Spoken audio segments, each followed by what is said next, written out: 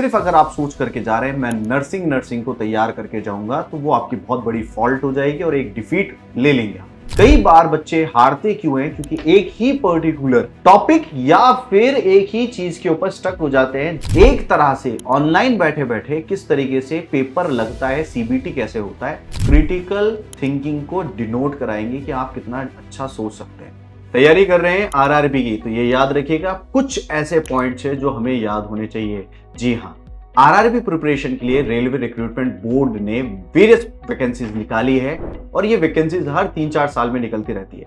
इस बार भी आपका पेपर जो है वो जल्दी ही होने वाला है। अकॉर्डिंग टू आरआरबी कैलेंडर ये मार्च में पेपर लगेगा। बहुत सारे बच्चों का डाउट रहता है कि पेपर कब लगेगा। मार्च के स्टार्टिंग में पेपर लगेगा। अब आपको ये है कि जब भी पेपर देने जाएं तो उससे पहले कुछ बातों को याद रखिएगा। सबसे पहली बात ये होती है कि आपको अपने जितने प्रीवियस पेपर्स हुए हैं आरआरबी के वो देख करके जाना है।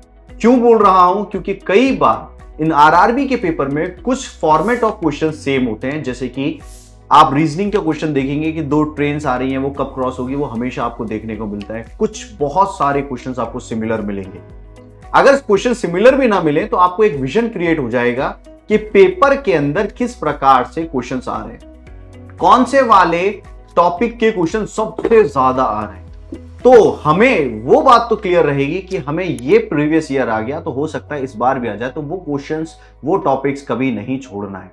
दूसरी बात ये याद रखिएगा, आरआरबी का पेपर में सिर्फ अगर आप सोच करके जा रहे हैं मैं नर्सिंग को तैयार करके जाऊंगा, तो वो आपकी बहुत बड़ी फॉल्ट हो जाएगी और एक डिफीट ले लेंगे आप। तो हमें करना क्या है?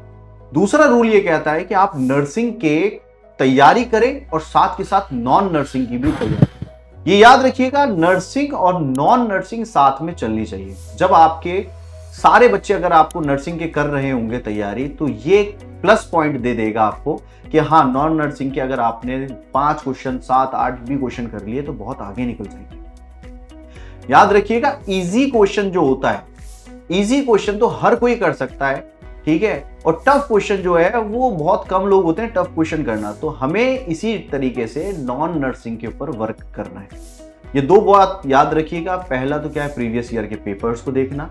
दूसरा है आपका कि आपको जितना भी आपने किया है उसमें नर्सिंग नॉन नर्सिंग को बराबर से लेके चलना। और तीसरा होता है टाइम मैनेजमेंट।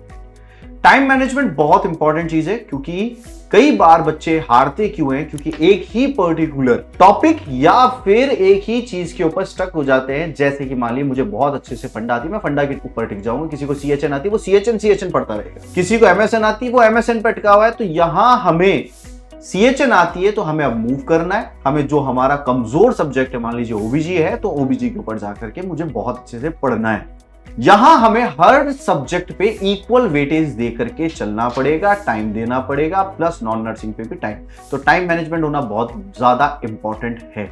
चौथी बात, आप कई बार बहुत सारी चीजों में उलझ जाते हैं कि बेस्ट किताब कौन सी उठाएं या किस तरीके से उठाएं। तो एक चीज याद रखिएगा, जब आप अपनी पढ़ाई चालू करेंगे, जब स्टार्टिंग होती है पढ़ाई की, तो हमें एक थोड़ा सा लगता है कौन सी बेस्ट होगी, क्या पढूं, नोट्स पढूं, कॉलेज वाले पढूं। जब आप पढ़ना चालू हो जाते हैं, कदम रख देते हैं उस रास्ते पे, तो आगे से आगे रास्ता क्लियर हो जाता है। तो इस चीज की चिंता ना करें कि कौन सी बेस्ट होगी, बेस्ट के पीछे ना जाएं। सीधी सीधी बात यह है, आपको अपने आप की नॉलेज को बेस्ट करना है। तो आप 10 चीजों से पढ़ करके आप देखिए आपकी नॉलेज कहां बढ़ रही है। यहां याद रखिएगा, ये आपको कोई पर्टिकुलर, आपके पास ऑनलाइन में बहुत सारा कंटेंट है। आप एक तरह से ऑनलाइन बैठे बैठे किस तरीके से पेपर लगता है, सीबीटी कैसे होता है, वो परफॉर्म कर सकते हैं। और उस सीबीटी में भी हर क्वेश्चन को कैसे मैनेज कर रहे हैं, कितना कितना टाइम दे रहे हैं, वो भी आपका परफॉर्मेंस पूरा एनालाइज हो जाएगा। तो ऑनलाइन वेरियस जगह पे आपको अलग अलग चीजें सिखाई जाती है, मॉक टेस्ट के जरिए, पीडीएफ नोट्स और ये सब मिलते हैं, उससे पढ़ सकते हैं। और मैं 5वां पॉइंट ये कहूंगा कि अगर आप आरआरबी की तैयारी कर रहे हैं तो क्वेश्चंस, टिपिकल क्वेश्चन सॉल्व करने से बेहतर होगा कि आप सिंपल थ्योरीज को उठाएं और उन थ्योरीज को क्लियर करें।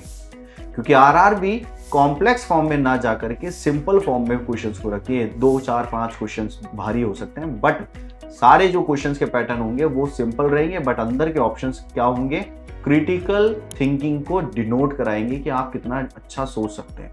तो पहले आप थ्योरी पढ़ें, उसके बाद एमसीक्यू करें और जितना ज़्यादा हो सके अपनी टाइम मैनेज करते हुए पढ़ाई को टाइम दें। ये 5 रूल्स ऐसे हैं, 5 चीजें ऐसी हैं जो आप अगर लाएंगे जिंदगी में तो 3 महीने में आपका पेपर क्लियर हो जाएगा। और एक और बात मैं आपको क्लियर कर दूं, इन पेपर्स के बाद आपको नॉर्मलाइजेशन से भी गुजरना पड़ता है। अगर गोरखपुर वाला बच्चा है और कोई अजमेर वाला बच्चा है जहां पेपर टफ आ रहा है, तो वहां पर वो क्या करते हैं, नॉर्मलाइजेशन करते हैं। तो हमारे पास बहुत अच्छी अपॉर्चुनिटी है और ये अपॉर्चुनिटी रेलवे आपको हर साल देगा, ये भी आपका वैकेंसी में बताया गया है। मुलाकात करूंगा आपसे नेक्स्ट सेशन के अंदर। Thank you so much.